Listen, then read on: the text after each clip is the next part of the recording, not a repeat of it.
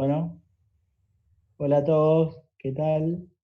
Mi nombre es Franco Viciarelli, soy ingeniero en sistemas y bueno, antes que nada quería agradecerle al Colegio de Ingenieros de Jujuy por la oportunidad y el espacio para poder tener una charla amena con ustedes y poder junto al ingeniero Garavito vamos a tratar un tema que por ahí en la ingeniería está cobrando fuerza, es un espacio interdisciplinario eh, que compartimos con la medicina y nos gustaría, sobre todo por esta efervescencia que está habiendo con la pandemia y con el nuevo paradigma que vamos a encontrar, seguramente basado en nuestra disciplina, en la ingeniería, que va a ayudar a otras, este, introducir un tema que tiene que ver con la interoperabilidad entre sistemas de información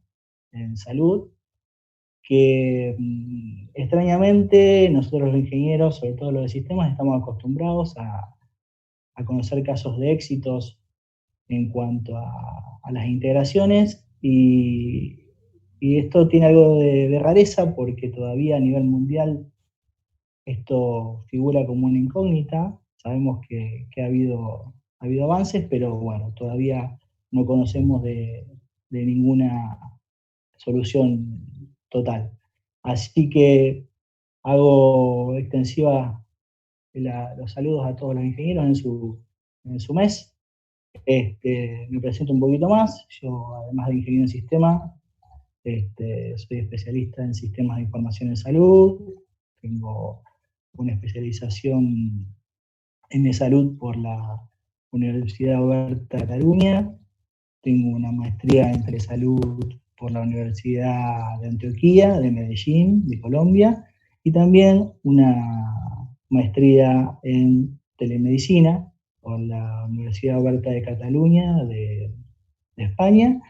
Y hace poquito he terminado de cursar, vamos a ver cómo nos va, espero que bien, la maestría en informática en salud del Hospital Italiano, así que bueno, estamos plenamente dedicados a esa intersección.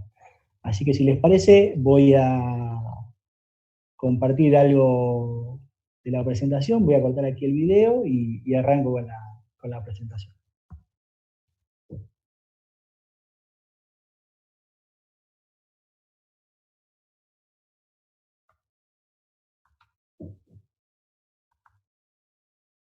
Ahí estoy compartiendo, creo que me están viendo. Así que bueno, vamos a comenzar. Ya me dan el ok aquí de que vamos bien. Cualquier cosa lo vamos ajustando.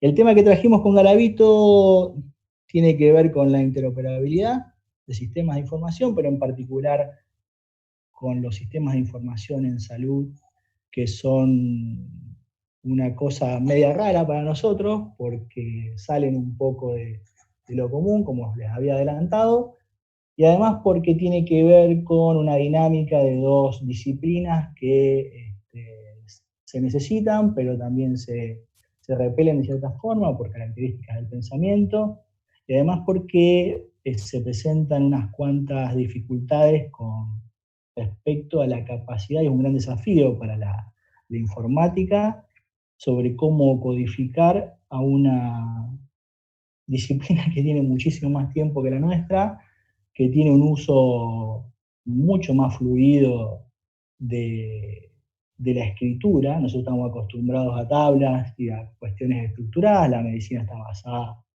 en el texto. Nosotros no estamos acostumbrados los ingenieros a trabajar con polisemias o sinomias, y aquí sí.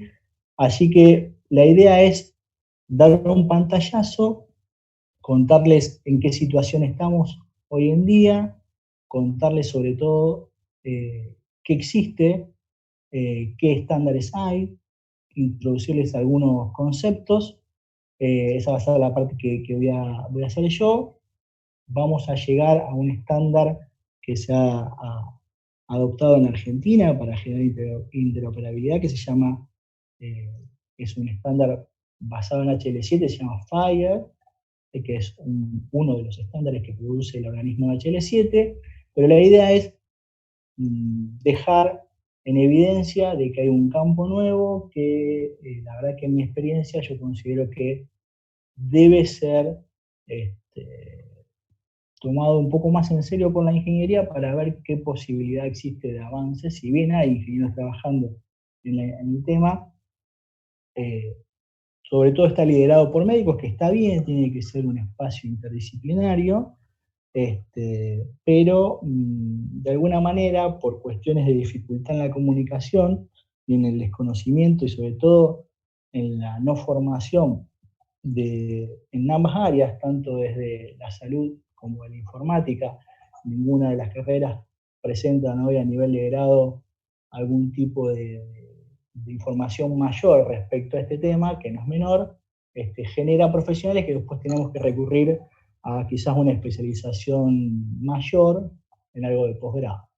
Así que, para iniciar, un concepto que a mí siempre me interesa, por lo menos mostrarlo como algo introductorio, sobre lo cual se basa la forma de pensar nueva de esta intersección, que tiene que ver con la salud electrónica.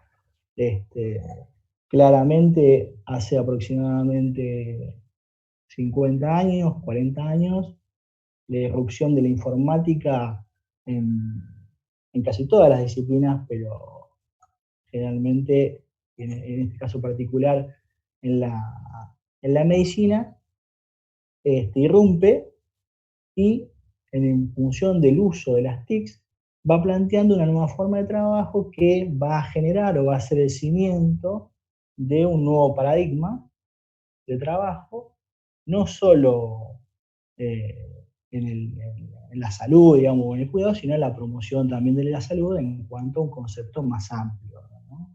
No solo la enfermedad, sino el bienestar. Hay un uso más ampliado del concepto.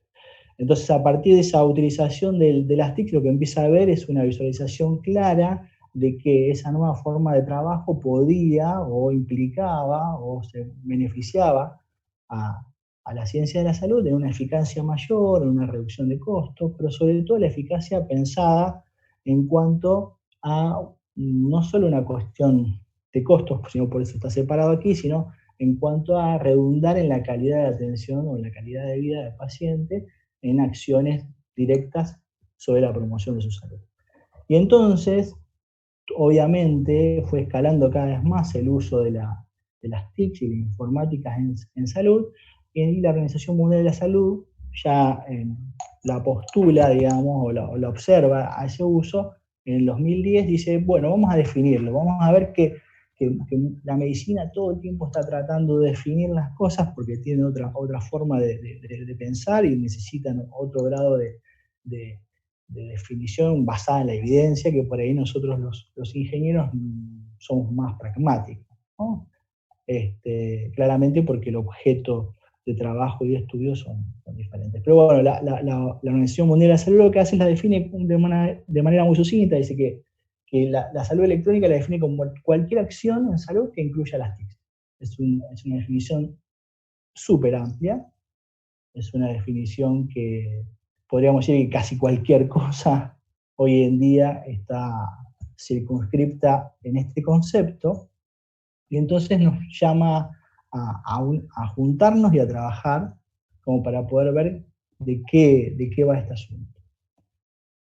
Esa definición la pueden encontrar, hoy está muy de moda, se llama e-salud, en inglés la pueden encontrar como e-health, y más antiguamente hay un concepto de cibersalud que ya está medio en desuso, pero que en definitiva es lo que se venía gestando y terminó siendo la de salud. Es un concepto macro como para saber dónde estamos.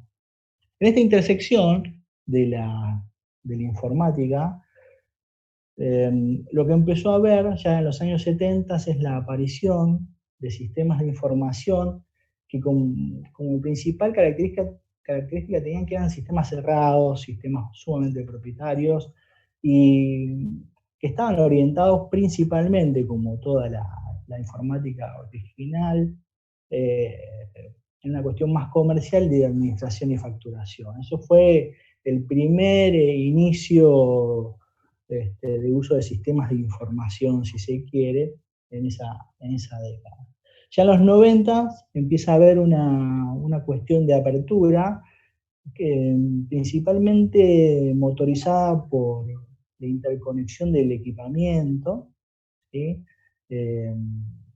En particular, la parte analítica de los equipos de laboratorio ya presentaban algún tipo de interfaz que permitía transferir información desde los equipos hacia una computadora. Había ya un grado mayor de acceso y de posibilidad de gestión de redes, y eso ya iba permitiendo que se pudiese empezar a pensar sistemas interconectados, pero estaban motorizados por eso. También empiezan a surgir lo que se llaman sistemas departamentales. Nosotros podemos pensarlo como un departamento, digamos, no sé, de ingeniería, otro de hidráulica, pero en los hospitales generalmente, o en la salud, existen departamentos de radiología, departamento de laboratorio, departamento, no sé, de lo que se le ocurra de especialidad generalmente, y los sistemas de información que responden o que le dan sustento, base a las actividades de ese departamento, que generalmente tienen un conocimiento, un know-how muy grande, o sea, es muy difícil tener la capacidad de poder abarcar el conocimiento para poder transferirlo a un sistema de información que cubra absolutamente todo. Eso es una de las cosas que, ya vamos a ver, van a generar dificultades y van a contraponer la idea de un sistema monolítico a un sistema distribuido o un sistema interconectado. Surgen esos sistemas departamentales que empiezan a cada vez generar mayor información. Obviamente las bondades y las capacidades de gestión se ven claramente, empiezan a surgir posibilidades de generar los informes en papel, la posibilidad de tener un acceso más rápido a los datos de los pacientes, pero siempre de manera aislada, ¿sí? Obviamente todo el mundo empieza a adoptar eso y empieza a surgir la idea de decir de qué manera, bueno, podemos aunar todas esas cuestiones y de qué manera podemos, ahora vamos a ver un concepto de continuidad en el cuidado que se utiliza mucho en la medicina, de qué manera podemos lograr eso, ¿no? De qué manera podemos lograr que una persona tenga todo su registro clínico y pueda ser utilizado por cualquier médico, cualquier institución en cualquier parte del mundo, en el caso de requerido. Ese sería el santo grial, digamos, ¿no? La capacidad de que en cualquier lugar se pudiese acceder a una visión holística y continua sobre las capacidades clínicas o lo que fue pasando en la vida de esa persona. Esas propuestas sobre todo toman auge en el año 2000, a partir del año 2000, se empiezan a trabajar en propuestas de sistemas interconectados, ¿no? La idea de interconexión venía de que claramente había sido un caso de éxito los sistemas departamentales, sobre todo el laboratorio, la gente de los LIS, el Laboratory Information System, genera un gran salto a partir de la automatización que le produce la informática, también la gente de radiología y algunos otros departamentos. Y entonces surge esto, bueno, ¿de qué manera empezamos a pensar esto?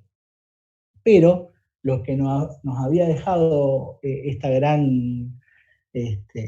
uso intensivo fueron lo que se conocen como silos de información, ¿sí? Y el problema con los silos de información es que no se puede o es muy difícil interrelacionar la información. La información probablemente esté, ¿sí? Imagínense que ustedes van a la salita y tienen una computadora donde guardan su registro cuando se fueron a tomar la presión, después van a un hospital y los atiende un clínico y les dice que tienen una gastritis, y después van a un especialista de la piel, y así la información va quedando en distintos lugares, Y de alguna manera siempre los médicos lo que quieren es, no siempre, digamos, en cuanto a obviamente a mayor especialización, menor necesidad de una visualización holística de todo, pero sería interesante que se pudiese contar con la mayor cantidad de información posible de ese paciente. ¿Para qué? Básicamente para la toma de decisiones y para poder, de alguna manera, tomar la mejor decisión posible dentro de la información con la que se cuenta. Entonces lo que se empieza a ver es de qué manera se puede interconectar todos esos hilos de información que provenían no solamente de la acumulación de información de sistemas departamentales o sistemas interconectados, sino también, vamos a darle la posibilidad, había silos, y hoy en día existen claramente en Argentina, silos de información que están no digitales, sino en forma analógica, ¿sí? Lo que se escribe, lo que está en la, en la hojita o en la fichita, ¿sí? Bien, entonces, ¿por qué evitar esos hilos de información? Un poco ya lo hablamos, pero un concepto fundamental que para nosotros los ingenieros quizá no, no está del todo claro es la idea de la continuidad en el cuidado del paciente, ¿no? Esta idea de poder hacer que la persona que me atienda o que me vaya a tratar tenga la capacidad de poder saber, si yo lo autorizo claramente, cualquier cosa que a mí me hiciera. Eso, si lo pensamos hoy de una manera analógica, no es posible, ¿no? Saber cuándo me hicieron a mí una radiografía hace 5 años, que la persona sepa que me operaron de tal cosa, que sepa que tuve un laboratorio que dio tanto. Eso, aunque parezca algo que no lo pensemos todo el tiempo, le permite al médico poder tratar de tomar la mejor decisión porque tiene más información, ¿no es cierto? Si uno siempre le está contando, mire que yo soy esto, y siempre le vuelven a preguntar lo mismo, uno siempre repite la información, ¿sí? Y cada vez el médico necesita formar esa idea que usted.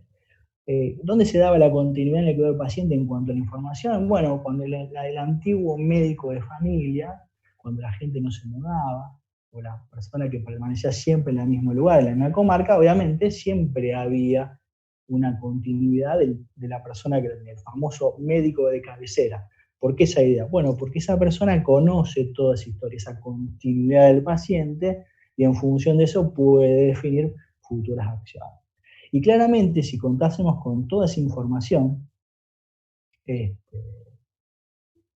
podríamos, de alguna manera, así como el médico puede ante un individuo tomar las mejores decisiones en función de tener la mayor cantidad de información, a nivel público podríamos, procesando todos los datos, imagínense, de toda la gente, en forma continua, tratar de tomar las mejores políticas públicas posibles en cuanto a las acciones en salud, ¿sí? Hoy en día, para tomar una acción, debemos tener información o datos para procesar que me impliquen, no sé, hisopar o no, ir a determinado lugar, esto de que está tan de moda el COVID. Pero hoy en día, para poder lograr obtener toda esa información, deberíamos en principio interoperar o romper todos esos hilos de información que existen claramente en las provincias, ¿sí?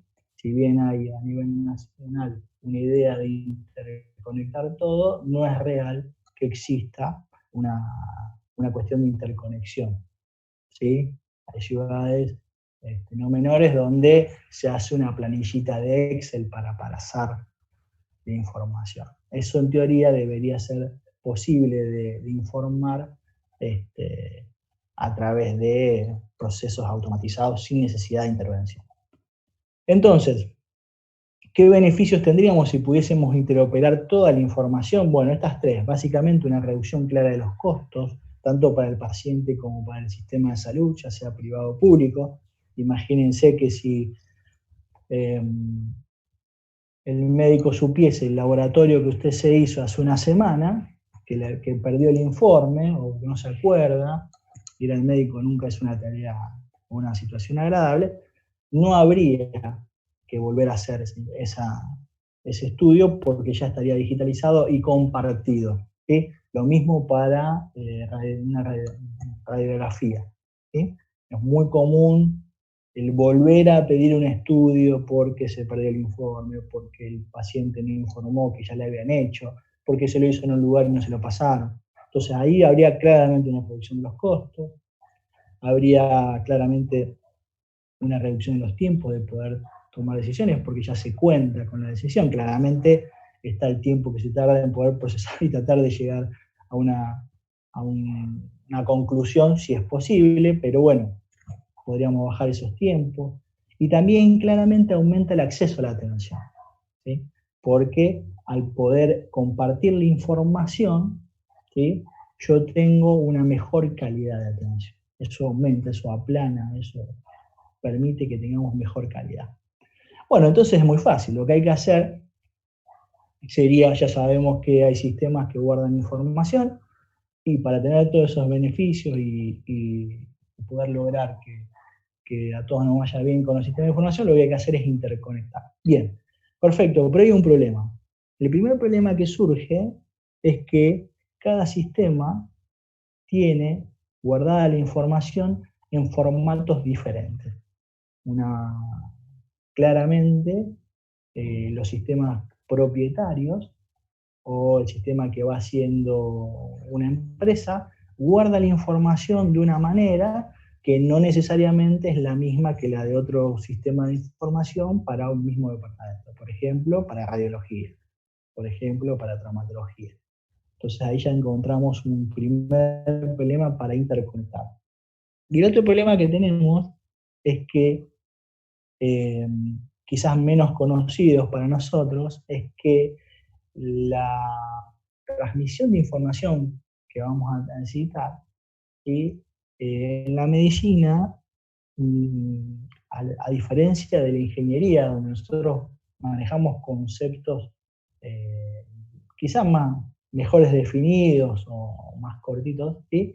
En la medicina existen dos situaciones que son la polisemia y la sinonimia, que tienen que ver con que por ahí existen conceptos que yo quiero comunicar de un sistema al otro, que, por ejemplo, para el caso de la polisemia, un mismo concepto puede valer de distintas formas. Por ejemplo, la enfermedad de Payet, que puede ser una enfermedad ósea o un tipo de cáncer de mama, y una sinonimia, eso quiere decir que por ahí dos conceptos, ¿sí?, valen lo mismo. Por ejemplo, fiebre, hipertermia, digamos, significan lo mismo, pero el tema es que si un sistema guarda fiebre y el otro guarda hipertermia, digamos, no se van a poder interconectar, ¿no? Hay que resolver eso. Entonces tenemos dos situaciones claras que son, primero, en cómo nos ponemos de acuerdo en el formato. Eso va a tener formato, si lo pensamos a nivel oraciones, puede ser en el orden de la sintaxis. Ya vamos a ver que eso va a referir directamente sobre la interoperabilidad sintáctica. Y la parte del concepto de ponernos de acuerdo en el lenguaje, que es muy, muy difícil de sistematizar en la medicina, va a venir con lo que tiene el significado, con la semántica, y va a repercutir directamente en un concepto que se llama interoperabilidad semántica. Bien, entonces, ¿cómo? Bueno, siempre que tratar de ver cómo hacemos, vamos a las definiciones. ¿Sí? El concepto básicamente es el concepto de interoperar, que es diferente de integrar, porque integrar en principio sería formar parte de un todo, y nosotros lo que queremos es que puedan trabajar los sistemas de manera independiente y cooperativamente, y no que uno sea una parte del otro, ¿sí? De hecho, interoperabilidad no existe, si uno lo busca como un término en el diccionario, no lo va a encontrar, en un término americano. Pero bueno, la primera definición, bueno, de la IEEE es bien técnica, ¿sí? Y que tiene que ver con intercambiar y utilizar información, ¿no? Son los dos conceptos que claramente ponen de manifiesto lo que hablábamos anteriormente. Hay que intercambiar información, eso tiene que ver con el formato, con la sintaxis, y hay que utilizar esa información que se intercambia. Para poder utilizarla hay que poder entenderla. Y si hay que entenderla tiene que haber sentido, y si tiene que haber sentido tiene que ver con la semántica, ¿no? Esa definición, la gente de la HIMSS, que es una sociedad de manejo de sistemas de información, de la cual todos tomamos referencia, define ahora esa interoperabilidad como también una forma de intercambio, ¿no? De acceso e integración, pero lo importante es recalcar la cuestión de usar cooperativamente esta información en forma coordinada. Eso quiere decir que no es que yo paso información de un sistema al otro, sino que todos los sistemas van a trabajar coordinadamente para poder proveer esa información que en definitiva va a ser la historia clínica este, del paciente, que es lo que interesa conocer. Basándonos en ese concepto de interoperabilidad, como ese intercambio de información y la posibilidad de utilización de esa información en el intercambio de sistemas, hay una clasificación de los niveles de interoperabilidad. El más simple es el técnico, que tiene que ver con la utilización de protocolos de comunicación, el hardware, las computadoras, las plataformas, ¿sí? Eso es algo fácil de obtener. Y el siguiente paso es el nivel de interoperabilidad sintáctico, que es el que les comentaba, que tiene que ver con el formato. ¿Qué paso en qué lugar? ¿Sí? Para los ingenieros, si yo planteo el envío de un mensaje y digo, voy a mandar de tal conjunto de caracteres a tal conjunto de caracteres un carácter de arroba que va a dividir dos campos y después va a venir otro campo que va a ocupar tanta cantidad de caracteres. Eso tiene que ver con el formato, con la forma en la que yo voy a mandar un mensaje de un sistema al otro, con la sintaxis. Claramente la tercera forma de, de catalogar, digamos, las capacidades de interoperabilidad tienen que ver con la semántica, o sea, con la posibilidad de que los sistemas no solo sepan cómo le va a venir la información, en qué forma, sino decir, este pedacito que viene en tercer lugar, porque acordamos eso en la sintáctica, significa tal cosa, ¿sí? Entonces, vamos a ver que en definitiva esa interoperabilidad semántica tiene asociación con lo que se llaman terminologías o estándares de terminología, que ya lo vamos a hablar más adelante, pero la idea es garantizar que haya una correcta interpretación, pero referida a que no solo las computadoras pueden tenerlo, sino a la interpretación humana. Y finalmente hay un concepto, un nivel de interoperabilidad que sería un paraguas o algo que se forma en función de lograr las tres primeras, que se llama organizacional, que si una organización puede lograr que sus sistemas de información se comuniquen con otros, tanto de manera técnica, sintáctica y semántica, claramente tiene la capacidad de comunicarse organizacionalmente con otra institución, no solamente de la misma región, sino a nivel mundial. Lo ideal sería, para tener una interoperabilidad en los sistemas de información que redunde en la capacidad de atención al paciente de manera continua y que todos los gobiernos pudiesen tomar, o todos los departamentos o entidades de salud pudiesen tomar cualquier tipo de decisión en el sentido del cruzamiento de la información, sería que todas las organizaciones, ya sea desde un nosocomio hasta una provincia, hasta una ciudad o un país o una región, tuviese una capacidad de interoperabilidad organizacional.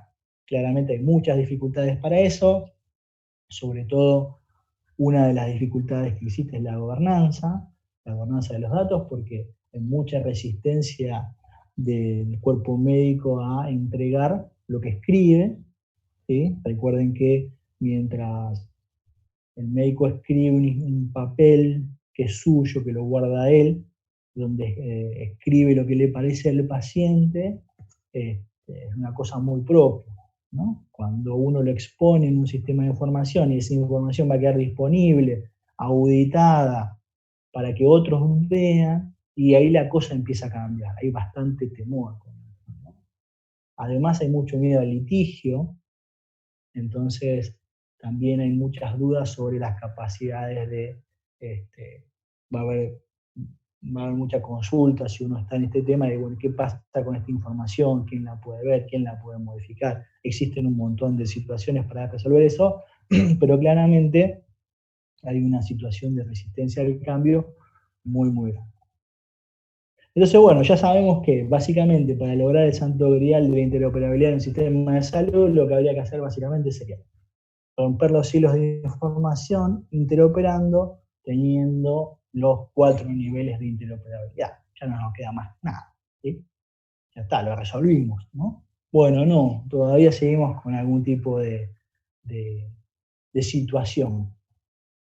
¿Por qué? Porque hay que usar estándares. ¿Sí? Hasta ahora no hablamos de nada de estándar. Lo que sí dijimos, bueno, miren, los requerimientos o las necesidades para poder llevar adelante una interoperabilidad, la bibliografía habla de esto, hay que tener estos niveles de interoperabilidad, ¿sí? Y con esto se podría hacer.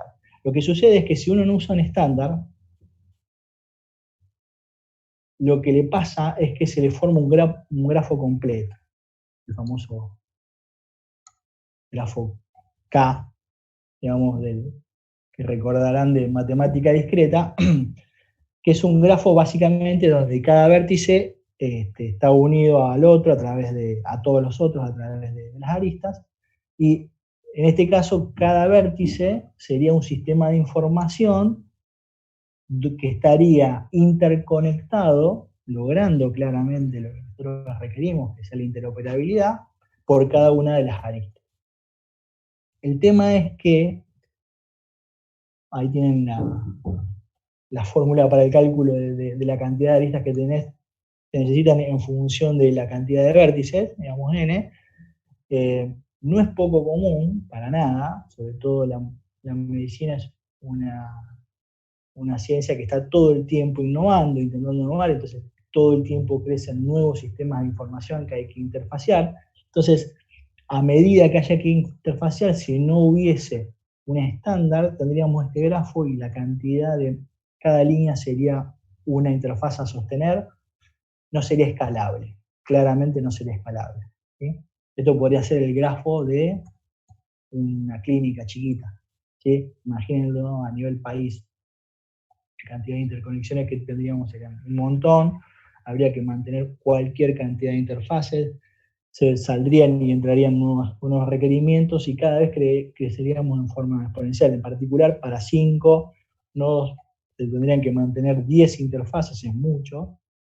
Para ya agregando un solo sistema más, ya estaríamos en 15 interfaces, o sea que no tendría sentido. Una forma de reducir esta cantidad de interconexiones y sostener una sola, que todo el mundo adhiera a una forma de comunicarse que tenga interoperabilidad, eso es usar un estándar. Si todos hablamos el mismo idioma, yo no tengo que aprenderme el idioma de todos los otros, ni todos los otros tienen que aprenderse el idioma de todos los otros, y así sucesivamente. Si todos hablásemos el mismo idioma, o sea, consensuamos una forma de trabajar que tiene como basamento la interoperabilidad, usamos un estándar, ¿sí? Entonces, ahora lo que vamos a empezar a ver es qué estándares o qué respuesta hubo en función de esta problemática de las agrupaciones que forman estándares y qué estándares pudieron crear. Pero claramente el requerimiento de usar un estándar para interoperar es fundamental. Si no, no es viable, si no, no es escalable, no sé si viable, ¿no? No es escalable. Entonces, ¿quiénes están detrás de los estándares de salud? Bueno, generalmente agrupaciones muy grandes, está la gente de ISO, está la gente de Organización Mundial de la Salud, está la gente de la IEEE.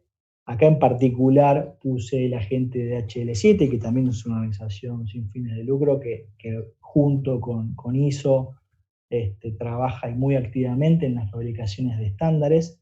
Una nota a tener en cuenta, cuando ustedes escuchen que alguien diga interfació o utilizó HL7, no lo escuchen más. HL7 es el fabricante de, ¿sí? Es el fabricante de un conjunto de estándares, ¿sí? Y claramente no es lo mismo un estándar que el otro. Entonces, imagínense, interfación con HL7, ¿cuál? ¿Sí? Entonces, eso es una buena forma de saber si es vendedor o es arquitecto o es ingeniero. También está la gente de la Comisión Europea de Estándares, que es una versión que intenta romper con las barreras económicas en los estándares. CEN tiene una muy buena estructura de estándares que ha publicado. Está la gente de OpenEHR, que también viene trabajando muy bien. Quizá no se han implementado tanto aquí en Argentina. Tenemos en Uruguay a Pablo Pasos, que yo creo que es la persona que más sabe de esto en Latinoamérica, al menos. Pero bueno, todas estas organizaciones, hay muchísimas más, han respondido a este problema tratando de generar un estándar, ¿sí? Claramente, con distintos grados de madurez, hay muchos, no es uno solo, sino que generalmente son familias de estándares que responden al problema de lo que es la informática en salud, ¿sí? Entonces esos estándares, así como había una clasificación de los niveles de interoperabilidad, también va a haber estándares que van a ir atacando, pero generalmente por un tema de cómo fueron surgiendo, una parte de esa interoperabilidad. Entonces va a haber estándares que van a venir a resolver el tema de la mensajería, se llama, que básicamente tiene que ver con la sintaxis, la interoperabilidad sintáctica. Claramente HL7 en la versión 2.x y versión 3 atacan ese problema. Ahí claramente Garavito va a mostrarles un ejemplo que creo que va a ser más que esclarecedor. Esto se usa sobre todo en la parte de admisión de pacientes y está probado de que funciona. En lo que es la interoperabilidad semántica, hay una clasificación de estándares que son de terminologías, que tiene que ver de qué manera nos ponemos de acuerdo con vocabularios controlados. Ya vamos a ver un poco qué es eso, muy por arriba, pero lo vamos a tratar de definir, que tiene que ver con definir un lenguaje en común. En particular, Argentina adhiere a SNOMED-CT, que es un indicador no menor, y actualmente o históricamente se usa la clasificación internacional de enfermedades, el CIE-9 y CIE-10, pero la potencialidad en cuanto a la automatización luego de poder obtener estadística y relaciones y jerarquía que tiene SNOMED, que es una forma de codificar la terminología, es mucho más potente. Eso todavía no ha tenido, está teniendo algo de avance, pero bueno, no están usados. Argentina forma parte del comité, claramente, que lo ha adoptado como su definición de terminología, su estándar de terminología para las historias clínicas, así que hay que empezar a meterse. Lo tenemos ahí en Neuquén al licenciado Carrascal, que yo creo que claramente es la persona que más sabe en Argentina de eso. Compite ahí con alguien más, pero si quieren lo buscan por ahí. Y así como vimos que hay estándares de que tenían que ver con la mensajería, que era la interoperabilidad sintáctica, como estándares que tenían que ver con la terminología, con el lenguaje, con la semántica, también la medicina se basa mucho en documentos, que son una mezcla, digamos, de estructuras de datos libres y semiestructurados que contienen algo de mensaje por el tema de la estructura y que contienen mucho de terminología, ¿sí? Un ejemplo de documento puede ser lo que son las evoluciones, que es un texto que escribe el médico en la historia clínica, generalmente en forma episódica dentro de una internación, ¿sí? Recuerden que hay un concepto que se llama historia clínica longitudinal, que tiene que ver con, en teoría, la posibilidad de registrar desde que uno nace hasta que se muere, ¿no? Entonces se puso después como una cuestión de consulta de alguna posible enfermedad hereditaria y esas cuestiones. Entonces, hay documentos que se van guardando y hay estándares que dicen, miren, es mejor guardar la información de esta forma. Esto a mí me interesa recalcarlo, ¿por qué? Porque muchas veces uno ve que hay desarrollos que se lanzan con una idea que está fantástica, que es la idea de querer generar algún tipo de información, de sistema de información, pero no van a la gente que hace 20 años que viene trabajando y genera un estándar. O sea, a veces uno llega a la solución y dice, mira, el sistema de información tiene que guardar una evolución, una epicrisis es un resumen de una internación, y eso ya está, ya existe, ¿sí? Ya hay una forma de guardar estándar, ¿sí? Y además la ventaja que tiene es que ya está resuelto el problema de cómo hay que hacerlo, y además permite después interoperarlo, o sea que básicamente le agrega posible calidad de atención al paciente. Eso hay que tenerlo siempre en cuenta y no mirarse siempre el ombligo, ¿sí? Y existe una más, dos más en realidad, una de arquitectura que tiene que ver, eso lo tiene la gente de Zen, que es una visión más de negocio, de cómo habría que pensar en forma general un sistema de información, agnóstico de la tecnología, y de plataforma, que viene a ser como una integración, una visión holística de todo, o sea, una recomendación y una forma de aplicación de tanto de interoperabilidad, un estándar de interoperabilidad semántico, de mensajería y de arquitectura, que es HL7 Fire, que luego Garavito va a desarrollar. ¿Sí? Insisto en esto, debemos, desde la ingeniería, yo creo, incentivar la idea de que deben existir profesionales y hay que hacer valer la profesión en eso. No es del todo sabido, sobre todo el de la médica. No puede ser, por ejemplo, no sé, voy a dar un ejemplo, que en una ciudad haya un solo desarrollador que probablemente no sea ingeniero o esté en vías de, y que el que tenga que resolver o esté tomando las decisiones sea, no sé, un arquitecto y un traumatólogo sin ningún tipo de formación formal, digamos, en la informática. Eso claramente son errores, es muy común encontrar esas configuraciones, porque está esa idea de que es un sistemita más. Pero bueno, esos sistemas claramente, la bibliografía lo resuelve y lo muestra, están condenados al fracaso. Están condenados al fracaso porque falta todo este know-how. Ese know-how hay que transmitirlo, hay que sociabilizarlo, pero para eso hay que crear los espacios y hay que tener la gente que maneje ese tema. ¿Sí? Finalmente,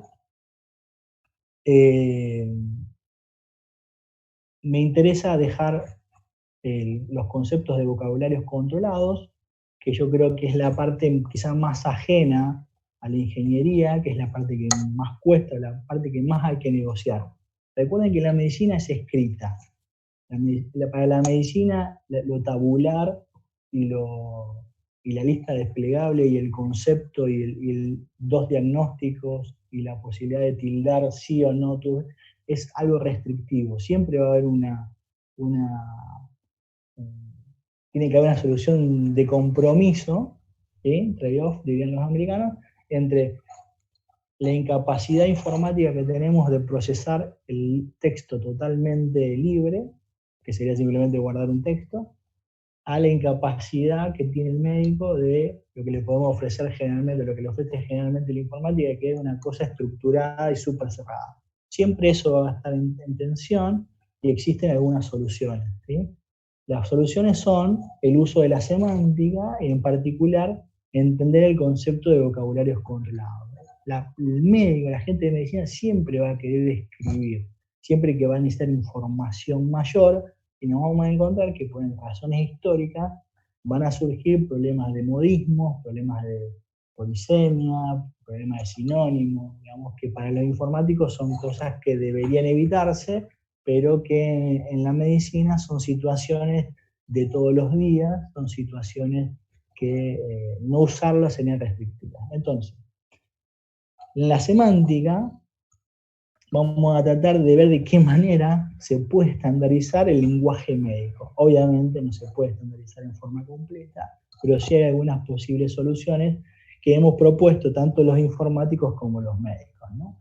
Entonces, lo primero que hay que entender un poco es que es una lista de términos, que es un vocabulario controlado básicamente, donde hay términos enumerados en forma explícita. Es una definición de ANSI de lo que es un vocabulario controlado, y quizá algo un poco mejor también de ISO tiene que ver con que, dada una lista de términos escritos en el encabezado del código, cada uno representa un concepto, ¿sí? Obviamente no hay ambigüedad en esos conceptos, ¿no? Entonces, cuando hay de una lista posible de términos que pueden estar enlistados, imagínense una hoja con una palabra abajo de la otra, donde no hay orden, pero sí hay concepto, asociación concepto, palabra, y ese concepto en principio no tiene ambigüedad, que eso es una lista de términos y estaría configurando un vocabulario controlado.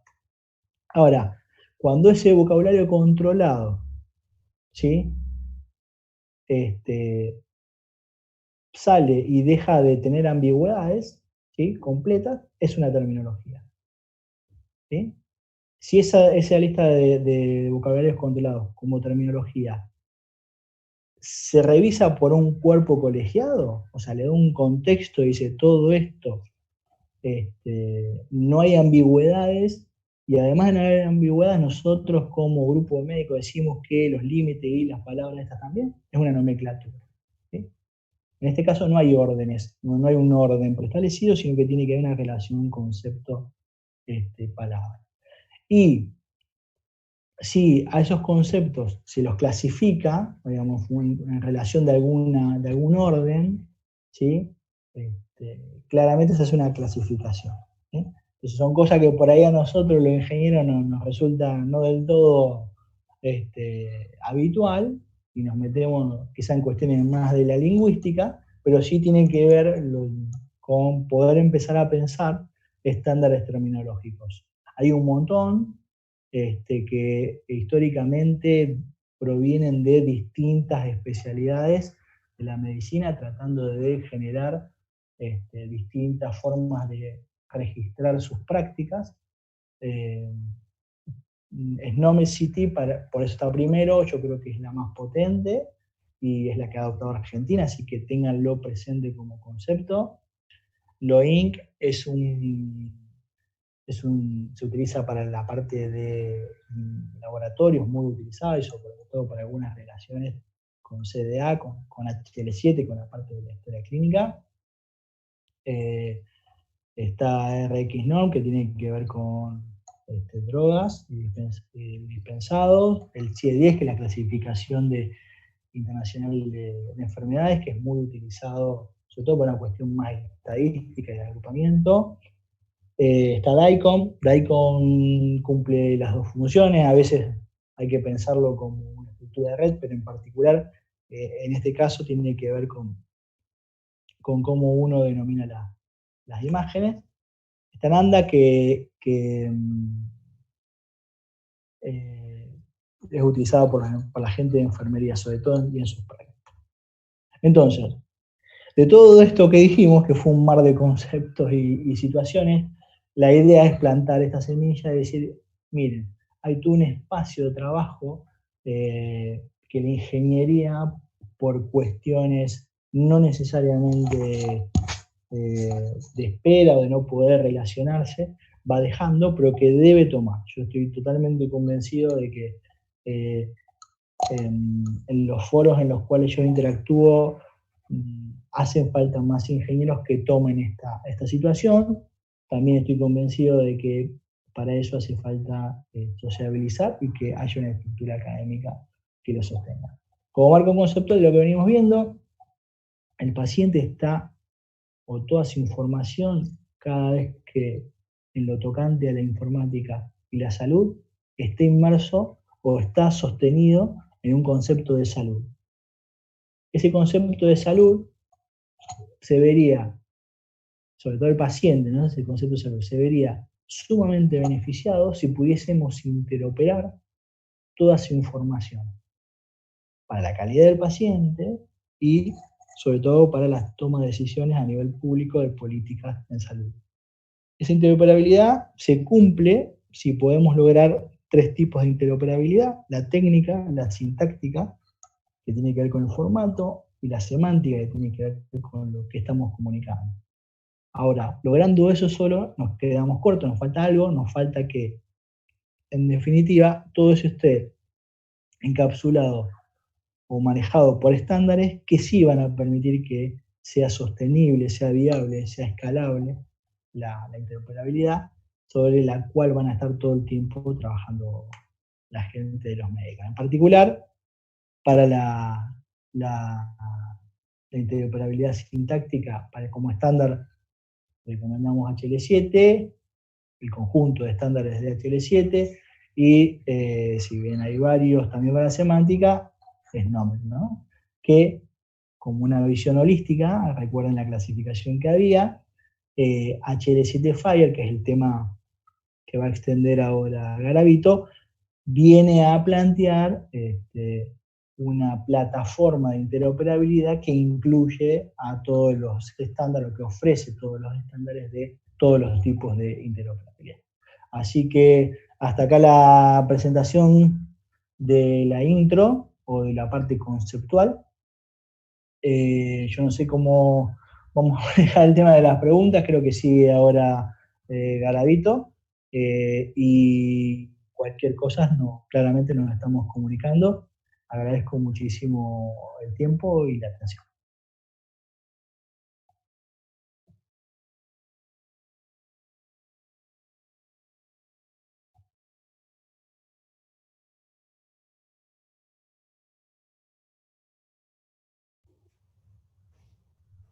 De la presentación. Hola, buenas tardes a todos.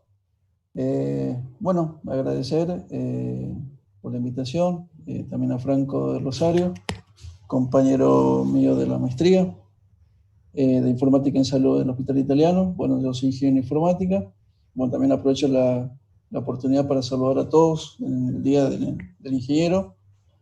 Y bueno, esta ingeniería y la rama y la especialización que tiene, que es la informática en salud, y bueno, hablar de esto, de que nosotros como ingenieros, da la posibilidad de poder interconectar tantos sistemas de salud, ¿no? Siempre hablando de lo que es la parte de salud, interconectar todos los sistemas informáticos que están interactuando con todo un sistema de información en lo que es el entorno de salud. Bueno, a ver, no sé si estoy compartiendo mi pantalla. ¿Están viendo, no? Ahí. Bueno, vamos a hablar un poco de lo que es la introducción al estándar HL7. ¿Sí? Habíamos hablado un poco con Franco, ya había dado había dado la parte introductoria de todo lo que la parte de interoperabilidad, la interoperabilidad semántica, sintáctica.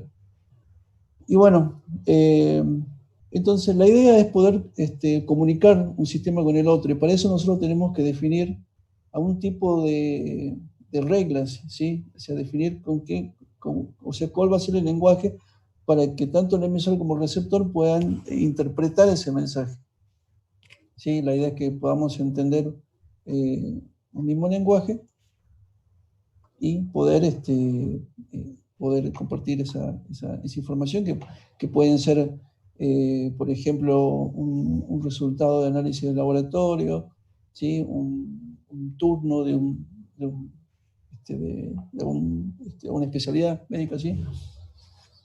Bueno, ahí hablamos un poco de lo que es, ¿no? El formato de mensaje electrónico para datos administrativos, financieros y clínicos, ¿sí? O sea, existen muchas versiones con respecto a lo que es HL7, este estándar por excelencia, desarrollado por la organización HL7, donde Argentina también forma parte de esta gran comunidad, ¿sí? Bueno, Y bueno, tiene toda esa variación de la versión 2 a versión 3. ¿Sí? Bueno, fundada en el año 1987, HL7 es una de las organizaciones más importantes de estándar de mensajería de informática médica. ¿Sí? Siempre hablamos de compartir información clínica. ¿Sí? Y es una implementación de la capa 7 del modelo de redes OSI, que seguramente varios ingenieros que es red y todo eso deben poco conocer. ¿Sí? Está destinado a utilizarse en el ámbito de la salud. ¿Sí? De aquí viene su nombre. Y si podemos ver el modelo, la capa modelo, podemos ver que HL7 está en la última capa, que es la capa de aplicación. ¿Sí? Debajo de todas las otras capas. Bueno, ¿qué es HL7? ¿Sí? HL7, bueno, en este caso vamos a hablar de la HL7, la versión 2.5, 2.x, ¿sí? En su varios versionado, que comenzó a desarrollarse en 1988, ¿sí? Es un protocolo para el intercambio de datos clínicos a través de mensajes, ¿sí? Siempre hablamos de la mensajería. ¿Qué no es HL7? No es una aplicación, no es una estructura de datos, especificaciones de una base de datos, no es una arquitectura para diseñar aplicaciones de salud, ¿sí? No es una especificación para rutear mensajes, ¿sí? No quiere decir que nosotros ya saber HL7 vamos a poder tomar información o de definir cómo dice una base de datos o crear una arquitectura o desarrollar un sistema de información en salud.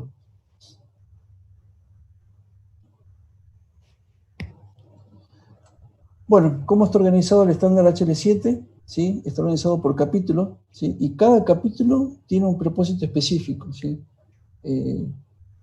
Ahí vamos a ver ahora un cuadro, ¿sí? Y si podemos distinguir, vamos a ver que están todos los capítulos, ¿sí? Cada uno tomando un dominio, ¿sí? Y el alcance. Vamos a ver que el sistema de administración de pacientes ADT, donde están los sistemas de turno, ¿sí? Esto o sea, para dar un pantallazo más o menos de lo que, a qué se refiere, ¿no? El tema del estándar, ¿sí? Porque la verdad que su profundidad es analizar cada uno de estos capítulos y uno de los más importantes también es el capítulo 2, ¿sí? A ver, pasamos a otra diapositiva. Y bueno, ¿cuáles son los tipos de mensajes que maneja HL7? ¿Sí? El acuse de recibido general, el ACK, el ADT, ¿sí? Administrar, descargar y transferencia.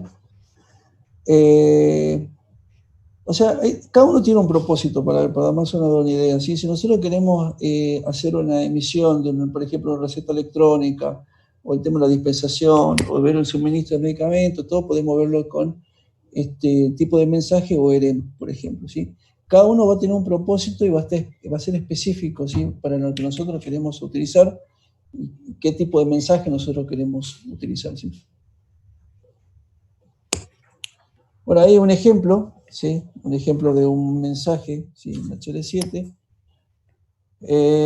Bueno, ahí podemos identificar qué tipo de mensaje es, ¿sí? Esto está dividido, ¿sí? Cada uno por cada uno de sus componentes, ¿sí? Esto tiene una estructura. A la vez nosotros lo vamos a ver así como, digamos, un texto plano, así, donde están todos estos tipos de caracteres, donde cada uno representa, ¿sí? Cada uno de esos va a representar, ¿sí? Qué tipo de mensaje yo quiero enviar. Si ustedes pueden ver, bueno, tiene un final, ¿sí? Por ejemplo, CR me define el final de la secuencia, y podemos ver los datos del paciente que están insertos ahí en este ejemplo, ¿sí? Ahí me dice el PIT, que es la identificación del paciente, el DNI, todo. Bueno, cada uno tiene sus componentes respectivas, ¿sí? Para la lectura del mensaje. ¿Sí? Tenemos un encabezado, el tipo de evento, la identificación del paciente, como hemos hablado. ¿Sí? Y cada uno de estos también va a tener su subcomponente, digamos, ¿sí? O sea, podríamos decir que esto está compuesto por segmentos, capos, caracteres delimitadores y sus componentes. Bueno, acá podemos ver la estructura directamente, si tomamos a todo un mensaje, ¿sí? Donde, bueno, tenemos, bueno, digamos que un mensaje está conformado por segmentos separados entre sí por el carácter CR final, ¿sí? Cada segmento a su vez está conformado por campos divididos por los separadores que hemos visto, ¿sí? Y bueno, cada uno también tiene sus subcomponentes, ¿sí? Esto más o menos para dar un pantallazo, ¿sí? Si uno se quiere introducir ya lo que sería al estándar HL7, empieza a estudiar en más profundidad a ver cuál va a ser cada uno de estos componentes, los tipos de datos, tipo de dato numérico. O sea, la verdad que es un estándar que ayuda bastante a la posibilidad de poder, todo lo que es la mensajería, ¿sí? Bueno, hablamos ahora un poco, saliendo un poco de lo que es HL7, ¿sí? Vamos a entrar así, en general, a hablar un poco de lo que es FHIR, ¿sí? FHIR vendría a ser un proyecto que se desarrolló en base a las versiones anteriores de HL7, ¿sí? La versión de HL7.2, la versión de HL7.3, ¿sí? El CDA, ¿sí? Y todas las herramientas de estándares de HL7 se utilizaron para poder definir otro estándar, ¿sí? que pertenezca también a HL7, llamado FHIR. ¿Cuál era el objetivo?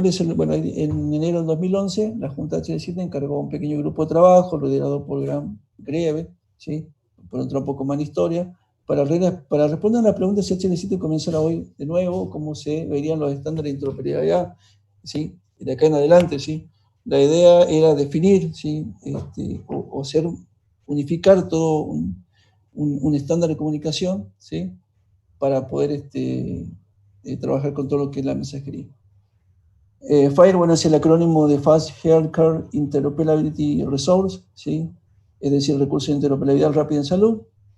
Es de licencia abierta y no se necesita ser miembro de HL7 para utilizarla, pero siempre se recomienda pertenecer a este grupo, que siempre están apareciendo nuevas modificaciones, nuevas versiones. Entonces, bueno, ahí le comparto la página de HL7 para que puedan, si quieren entrar, visualizar, ¿sí? Bueno, ¿cuáles son los alcances? El alcance de FHIR incluye todos los aspectos de la interoperabilidad relacionados con la salud, ¿sí? Atención clínica, administración, investigación, ¿sí? Y bueno, además, FHIR soporta todo lo que es la interoperabilidad a través de 4 arquitecturas, paradigmas de intercambio de información, ¿sí? La mensajería, los documentos, los servicios, los REST, ¿sí? Y bueno, los accesos en línea. Bueno, en realidad lo que es el REST, bueno, si lo pudieron trabajar con todo lo que es la mensajería a través de mensajes, de un servidor para tener información, el GET, el POST, ¿sí? Y bueno, FHIR también está compuesto por un conjunto de recursos, ¿sí? Cada recurso me va a definir a mí un dominio, ¿sí? Cada uno también tiene todo su alcance. Ahí podemos ver los recursos, cada uno de los, si en este caso queremos el tema de la información clínica, podríamos ver ahí el tema de todo lo que es la parte de recursos. Esto está bien desglosado si entramos a la página, ¿sí? Y queremos ver los recursos, definir a ver qué vamos a utilizar para mandar información, por ejemplo, de una información a través de una imagen, un laboratorio, podemos ver y especificar, obviamente, cuál va a ser nuestro dominio y a ver qué recurso vamos a utilizar para poder utilizar este estándar. Bueno, ahí tenemos un mapa conceptual, ¿sí? De un mensaje HL7 FHIR, ¿sí? Ahí, bueno, está la cabecera del mensaje, ¿sí? Bueno, en este caso es un resultado de determinación. Y ahora ya podemos ver con profundidad, ¿sí? Esto generalmente siempre maneja un lenguaje en XML, un JSON, ¿sí? Para los que están familiarizados en todo el tema de estos tipos de lenguaje, nos va a dar la posibilidad de poder interpretar, de tomar cada uno, o sea, trabajar con los tags, si alguien trabaja con lo que es XML, ¿sí? Va a poder representar y desglosar cada uno de esos tipos de mensajes.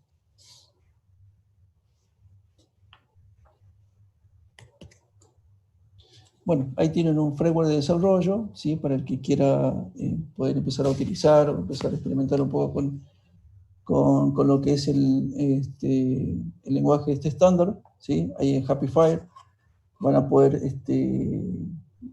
consultar, ¿sí? Básicamente, para dar una idea general, ustedes pueden consultar a través del ID o el documento del paciente o el documento de nosotros, queremos a una base de datos y queremos traer esa información y la podemos representar. Esa información después nos de vuelta a nosotros y va a tener una estructura tanto en XML como en JSON. Así que bueno. Bueno, eso era lo que le quería comentar, un poco cerrando lo que comentaba el ingeniero Franco Vinciarelli. Y bueno, nuestro contacto para que si quieran aprender un poco más de estas herramientas, estos estándares de interoperabilidad, así que bueno, están nuestros contactos y bueno, ya podremos responder las consultas después ahí seguramente en Facebook. Bueno, agradecido por la invitación y bueno, gracias al Colegio de Ingenieros y bueno, gracias también a Iván Maceda de La Rioja y bueno, muchas gracias a todos.